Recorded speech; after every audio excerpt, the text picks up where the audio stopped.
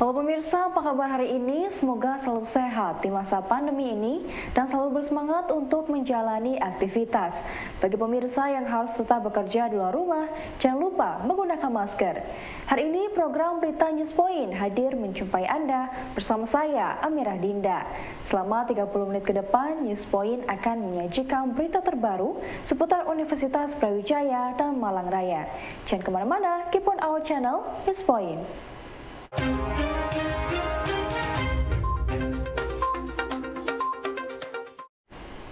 Pemirsa, Vapet UB inisiasi Kampung Mandiri Ternak melalui kuliah kerja nyata tematik yang diselenggarakan di Kabupaten Magetan. Lokasi ini dipilih karena Magetan menjadi salah satu gudang ternak di Provinsi Jawa Timur. Program yang telah dilakukan berfokus menggali dan mengembangkan potensi peternakan di Magetan dengan cara memberikan pelatihan, penyuluhan, dan kerja bakti di 40 desa.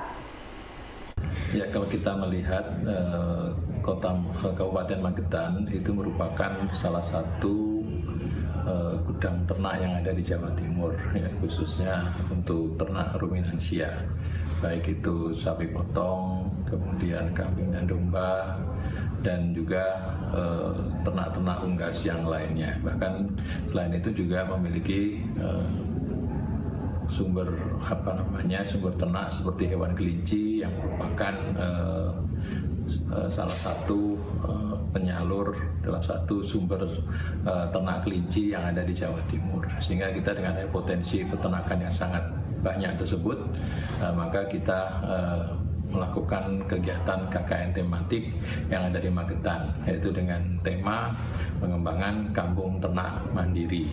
Harapan kita nanti di sana dengan adanya program ini, nanti kita secara berlanjut, secara bertahap kita bisa mengembangkannya untuk di masa depan. Kalau untuk program kerja, kita juga melakukan, ada program yang dilakukan di tingkat desa, kemudian ada program yang dilakukan di tingkat kecamatan, dan juga ada program yang dilakukan untuk tingkat kabupaten. Jadi kita membagi menjadi 3 bagian tersebut. Ya, untuk program yang di desa-desa umumnya kita membagi seperti untuk program kelas inspiratif, kemudian waktu kemarin kan ada kasus PMK sehingga kita mengadakan penyuluhan tentang penanganan PMK, kemudian membantu kegiatan di masyarakat. Tetapi yang paling utama adalah yang wajib dilakukan untuk di desa adalah menggali potensi peternakan yang ada di desa tersebut. Kemudian yang untuk di tingkat kecamatan, kita mengadakan pelatihan budidaya madu serta pemanfaatannya. Kemudian kita mengadakan pelatihan budidaya kelinci dan olahannya, dan kemudian kita juga mengadakan pelatihan tentang budidaya maggot dan juga cara pemasarannya. Sedangkan untuk di tingkat kabupaten, kita juga menyumbangkan lagu untuk pengembangan pariwisata khususnya berbasis peternakan, yaitu kita menyumbangkan lagu yang dengan judul Kampung Susu.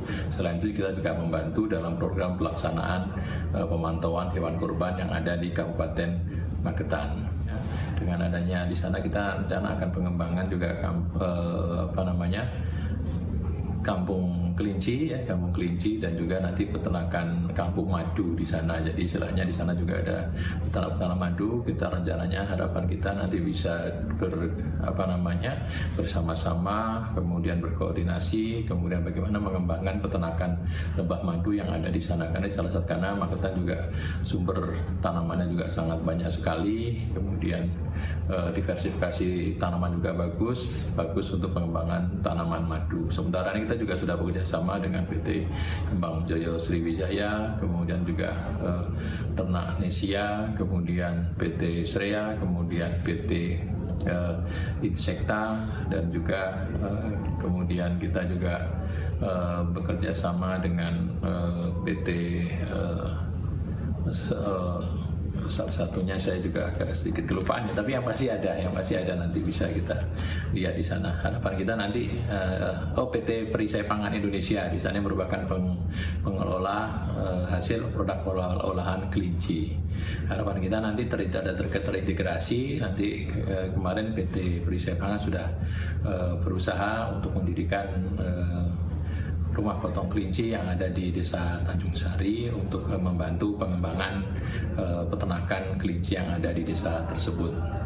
Kalau support dari Pemda sangat membantu kita dalam program pelaksanaannya, terutama mulai dari segi administrasi. Kita juga sangat dibantu, yang baik itu menghubungkan antara lembaga dinas-dinas terkait. Kita sangat terbantu, apalagi juga didukung oleh Bakes Pangpol, Badan Keamanan dan Sosial Politik yang ada di Kabupaten Magetan. Kemudian juga dengan Dinas Peternakan dan Perikanan sangat membantu kita dalam pelaksanaan KKN di sana. Kita sangat terbantu sekali, dan juga alhamdulillah masyarakat Kabupaten Magetan sangat ramah, sangat baik, menerima kami dengan sangat baik sekali. Ya, sementara ini kita ingin dari potensi ini nanti kita evaluasi bersama-sama. Setelah ini kita evaluasi bersama bagaimana hasilnya. Kalau di bidang tercapai itu ada data-datanya bagaimana yang sudah tercapai. Kalau kita melihat 90% dari target utama kita itu sudah tercapai. Hanya tinggal nanti evaluasi pengembangan sampai, kalau bisa kita sampai 3 tahun ke depan tetap di Kabupaten Magetan, ya, sehingga nanti upaya pengembangan kampung ternak mandiri kita tidak bisa mendirikan semuanya, ya, minimal ada 1 atau beberapa desa yang kita bisa jadikan contoh contoh pembinaan, sehingga nanti harapan kita tema dari KKN ini bisa tercapai dengan baik. Lansia Semalang Raya mengeluarkan deklarasi guna mendorong pemerintah untuk membatalkan pembubaran Komnas Lansia. Deklarasi ini disampaikan pada saat peringatan Hari Lanjut atau Halun usia ke-26 pada Minggu 31 Juli 2022. Mereka meminta agar pemerintah lebih memperhatikan kehidupan masyarakat lansia dengan memberikan wadah untuk mengelola kehidupan lanjut usia secara independen. Bersama ini, kami para lansia Malang Raya menyatakan deklarasi sebagai berikut. Nomor 1, mengusulkan kepada pemerintah untuk membatalkan pembubaran Komisi Usia sebagaimana tertuang dalam Perpres nomor 12 tahun 2020. Saya selaku Ketua Gerontologi Kota Malang, beliau Kabupaten Malang, hari ini melaksanakan upacara, yaitu deklarasi lansia Malang Raya yang mempunyai latar belakang. 1 adalah prevalensi lansia meningkat akhir-akhir ini menjadi 10,6% di Kota Malang, 10,4% Provinsi Jawa Timur, dan 9,9% nasional. Dampak dari banyaknya jumlah lansia menimbulkan banyak permasalahan. Nomor 1, sosial, ekonomi, teknologi, dan psikologi dan kesehatan. Nah, masalah kesehatan bukan main, karena para lansia sangat mempunyai komorbid yang begitu makin banyak. Sehingga diharapkan dari permasalahan yang ada khusus kesehatan, kita ingin semua puskesmas harus sayang lansia. Semua rumah sakit menuju sayang lansia. Dan ketiga, semua mempunyai taman lansia untuk mereka beristirahat, berkongko-kongko, dan mengenang masa lalu. Dari hal itu, alangkah sayang kalau Komnas Lansia dibubarkan Bapak Presiden. Ya, lewat nomor 31 tahun 2020. Kami bersama, ya, adalah tidak ada motif politik, tidak ada motif apapun, hanya adalah bagaimana para lansia ini mendapat perhatian lagi oleh pemerintah. Kita mandiri di tempat masing-masing, tetapi pemerintah juga punya tanggung jawab membina lansia yang makin banyak ini. Dengan tadi mencabut Peraturan Presiden nomor 31 tahun 2020 tentang pembubaran Komnas Lansia. 2, kita ingin menghidupkan kembali Komnas Lansia yang lebih kuat, produktif, dan independen. Yang ketiga, dengan waktu dekat kita akan memohon lewat Wali Kota atau DPR menuju ke Gubernur DPRD ke pusat untuk segera lagi menghidupkan Komnas Lansia ini.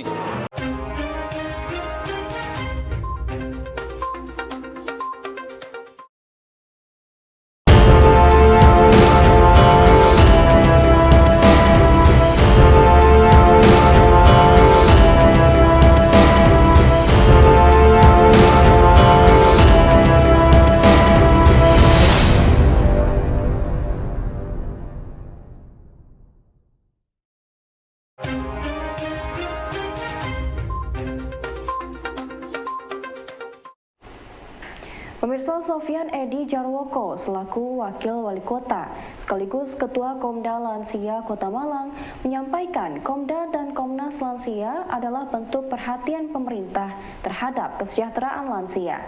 Ia mendukung adanya deklarasi Lansia Malang Raga yang menuntut pemerintah untuk mengaktifkan kembali Komnas Lansia. Perhatian terhadap lansia itu kan banyak payung hukum. Prakteknya di daerah itu masih berjalan dan itu sesuai dengan kesungguhan daripada gubernur, bupati, wali kota masing-masing. Gubernur Jawa Timur memandang itu penting sehingga perdanya masih tetap dipertahankan, sehingga Komda Lansia provinsi masih tetap jalan. Begitu juga di Kota Malang, Pak Wali Kota memandang itu perlu sehingga diterbitkan Komda Lansia Kota Malang terbentuk. Nah, beliau-beliau yang hari ini mendeklarasikan, ada dari Ketua Yayasan Gerontologi Abioso, ada dari Pepabri, dari lansia yang ada di Malang Raya malah, meminta kembali untuk mengaktifkan daripada Komnas Lansia tingkat nasional. Kalau sudah berbicara kepentingan nasional, itu sangat luas dan kompleks karena tingkat keberagaman dan kualitas masing-masing daerah kan tidak sama. Maka betapa pentingnya prioritas dan penentuan yang mana yang mau diangkat oleh tingkat nasional.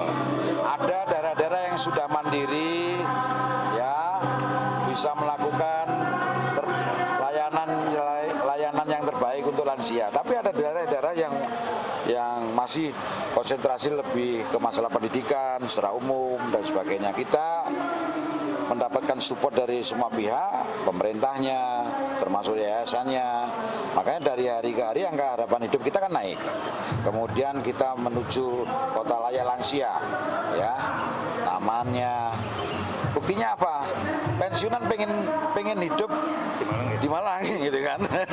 Tujuannya kan lebih nyaman. Gitu. Ada dampaknya Pak dibubarkan Oh tidak. ke Kota Malang? Ya, untuk daerah yang saya tangkap di Malang dan Jawa Timur, kebetulan Ibu Gubernur, Pak Wali Kota atensi sekali terhadap lansia sehingga tidak ada perubahan. Tapi saya nggak tahu di daerah lain kan.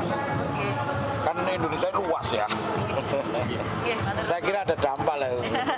Pemirsa, sebagai upaya memperkenalkan serta mengembangkan keilmuan kesehatan kepada masyarakat, FK, Fikas, dan FKG berkolaborasi untuk mengajak mahasiswa terjun langsung dalam mengidentifikasi permasalahan yang ada di masyarakat.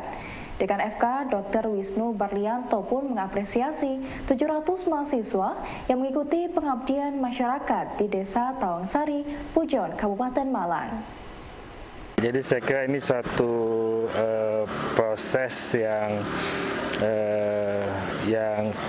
dimulai sejak mereka masuk ya. Jadi mulai masuk di sini di FK dan di Fikas, mereka sudah kita bentuk menjadi kelompok-kelompok kecil, sudah kita belajar untuk membuat suatu program, bagaimana membuat program dan nanti diimplementasikan pada saat Pengmas ini. Jadi harapannya ini suatu proses pembelajaran bagi adik-adik mahasiswa sehingga nanti mereka bisa belajar untuk berorganisasi, bekerja sama seperti yang saya sampaikan tadi. Ini kan meliputi banyak prodi ya, jadi ada proses interprofessional education sehingga nanti harapannya bisa menjadi satu interprofessional kolaborasi ya. Ya, saya kira sudah sangat baik sekali mereka bisa memobilisasi sekitar 700 orang dalam satu kegiatan satu hari, dan ini bukan hal yang mudah ya, dan ini perlu sangat kita apresiasi sekali ya. FKUB menerjunkan sebanyak 700 mahasiswa angkatan 2021 jurusan pendidikan dokter, keperawatan, kebidanan, gizi, dan farmasi untuk mengikuti program pengabdian masyarakat yang dilaksanakan di Desa Tawangsari, Kecamatan Pujon, Kabupaten Malang. Program ini dilakukan atas tujuan mendekatkan diri kepada masyarakat melalui berbagai variasi kegiatan yang tidak hanya pengobatan gratis tetapi juga transfer knowledge. untuk kegiatan-kegiatan yang dilakukan amat sangat bervariasi, di mana adik-adik berusaha untuk mendekatkan diri dengan masyarakat, tidak hanya dari sisi pemberian pengobatan gratis, tetapi juga transfer knowledge. Jadi mereka juga turun ke sekolah-sekolah untuk tajuknya memberikan FKUB mengajar, informasi untuk anak-anak SD terkait dengan kesehatan terutama apalagi dalam kondisi COVID. Dan selain itu kita juga mengadakan kegiatan semacam pemberian edukasi serta pasar murah gitu ya, yang tepat sasaran sesuai dengan kebutuhan masyarakat, dan ada pengobatan gratis untuk masyarakat. Semuanya aktivitas itu ada dosen pendampingnya. Terlebih yang sifatnya pengobatan gratis, maka karena kita di sini masih ada 5 jurusan yang bersama-sama ya. Jadi ada mahasiswa dari pendidikan dokter, keperawatan, gizi, kebidanan, dan farmasi. Masing-masing dosen dari masing-masing jurusan turut berkontribusi untuk mendampingi adik-adik mahasiswa. Selain daripada itu, memang ini agak sedikit berbeda dibandingkan tahun sebelum COVID ataupun saat pandemi COVID. Kalau tahun sebelum COVID itu kita biasanya akan melakukan kegiatan pengabdian masyarakat menginap di desa sebanyak 3 hari 4 malam. Saat COVID kemudian sudah kita kurangi dengan melakukan penmas di tempat lokasi masing-masing. Ini saat pertama kali kita membuka peluang kembali untuk terjun di masyarakat, meskipun mungkin hanya 1 hari, tetapi insya Allah esensinya tidak berbeda dengan yang sebelum-sebelumnya. Saya rasa itu ada divisi tersendiri, Mbak ya. Jadi nanti mungkin ada beberapa targetnya terletak pada satu secara umum masyarakat untuk kondisi kesehatan secara umum, tetapi ada juga target khusus yaitu terkait dengan pemeriksaan ke ibu hamil. Karena kita punya jurusan kebidanan, maka di situ teman-teman dari dosen kebidanan serta adik-adik yang jurusan kebidanan akan mengoptimalkan untuk yang mengcover yang ibu-ibu hamil.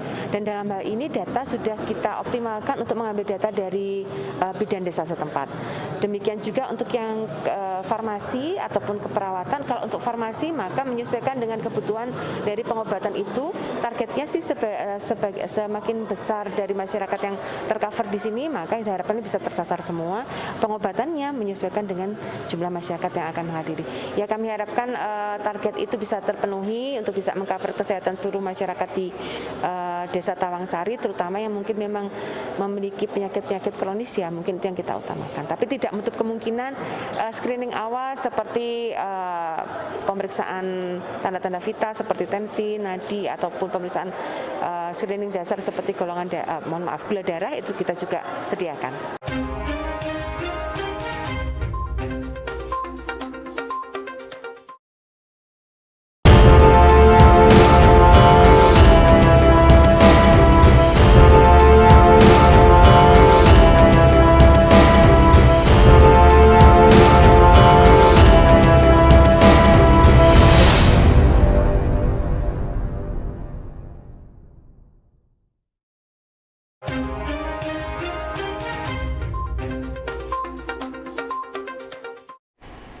Pemirsa, FKUB mengadakan program pengobatan gratis bagi masyarakat di Dusun Manting dan Dusun Geri, Desa Tawangsari, Kecamatan Pujon, Kabupaten Malang. Program ini dilakukan melalui 5 layanan, yakni pemeriksaan tanda-tanda vital, antropometri seperti tensi, nadi, dan gula darah, proses anamnesa, perawatan luka, konsultasi gizi, dan layanan komunikasi, informasi, dan edukasi farmasi.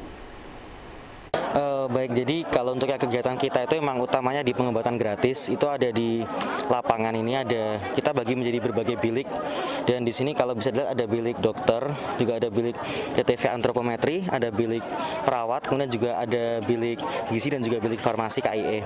Untuk pertama dari pasien datang itu nanti akan kita arahkan terlebih dahulu untuk TTV dan juga antropometri. Kemudian setelah itu akan dibawa ke bilik dokter.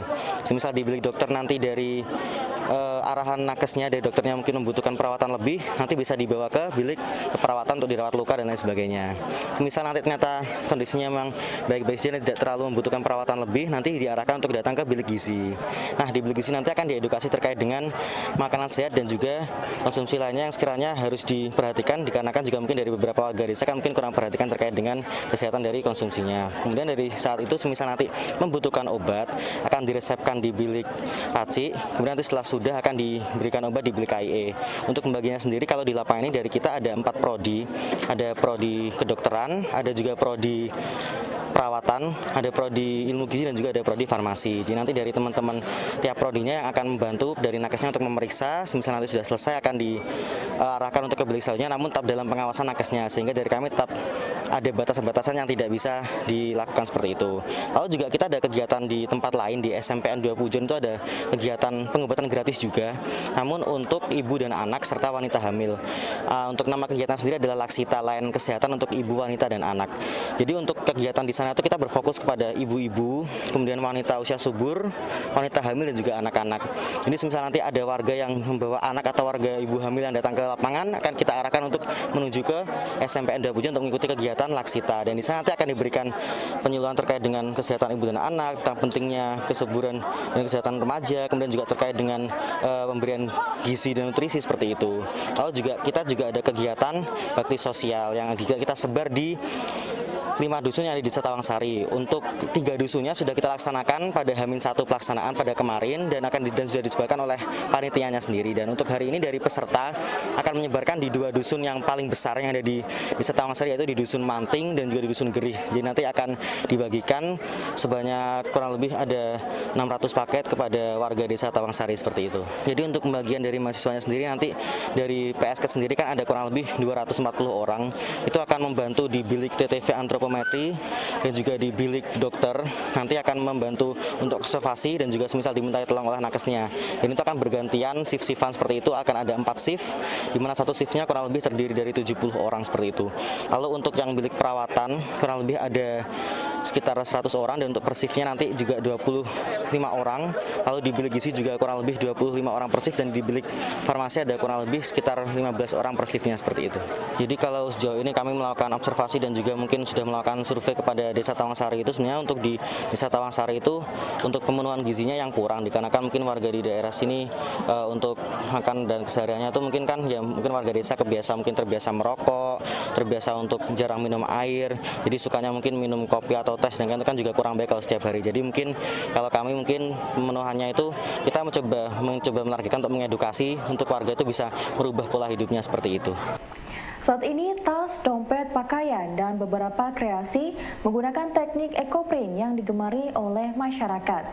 Hal ini lantaran kreasi dari ekoprint tampak cantik dan elegan saat digunakan dan dipadu-padankan. Selain itu, belajar membuat kreasi menggunakan teknik ekoprint juga makin eksis. Hal ini diungkapkan oleh pengajar ekoprint Ika yang sudah membagikan tutorial membuat kreasi menggunakan teknik ekoprint. Waktu itu saya belajar di Malang, kemudian saya belajar di Bali. Tidak hanya sebatas belajar aja, pada saat itu saya juga harus bagaimana cara supaya ekoprint ini semakin baik, karena nggak semua trainer itu kan memberikan resep-resepnya. Disitulah saya semakin bersih kekeh gimana sih caranya supaya ekoprint saya ini baik.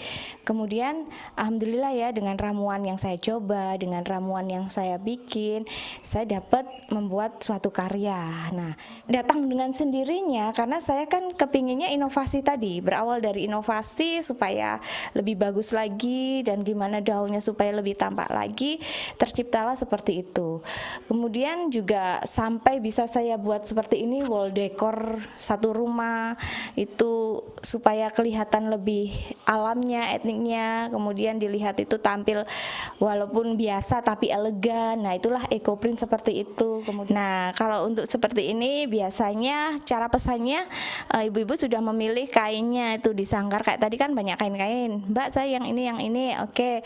Kemudian kita hanya mengukur LD-nya aja, berarti katakan LD-nya 95, dia mengikuti ukuran Sanggar Kreasi Mamalia, berarti itu ukuran M.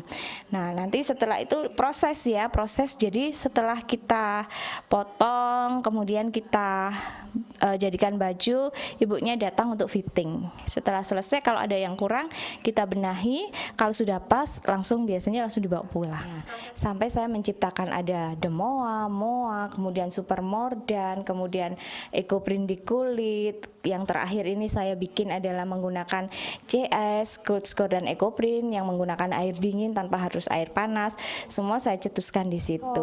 Kita bikin apa lagi? Oh, kita bikin hiasannya. Contohnya dari keramik tadi, dari keramik mentah kita bikin. Terus akhirnya ya tercipta juga bisa jadi suatu hiasan rumah juga.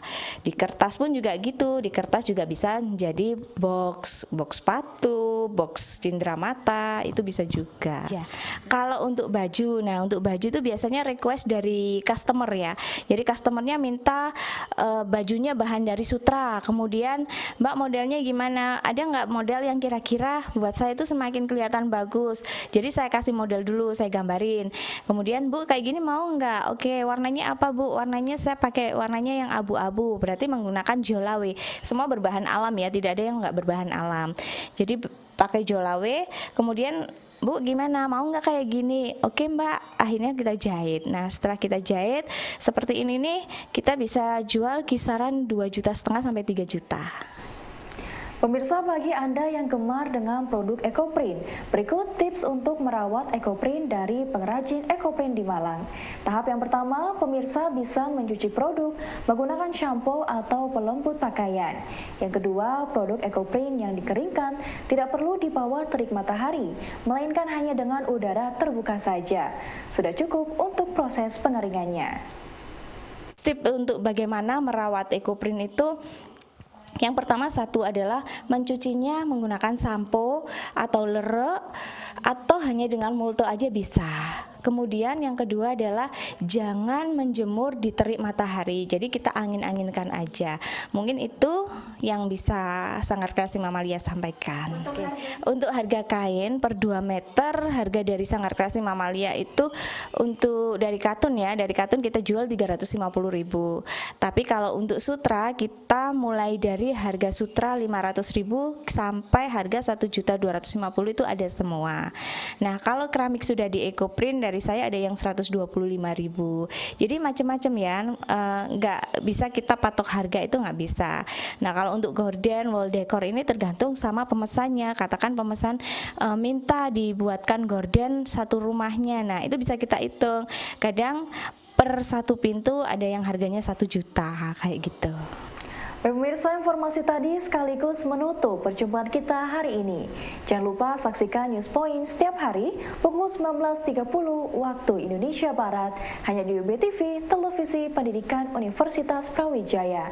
Saya Amirah Dinda dan seluruh kru yang bertugas pamit undur diri. Tetap patuhi protokol kesehatan, wajib menggunakan masker. Terima kasih dan selamat beraktivitas.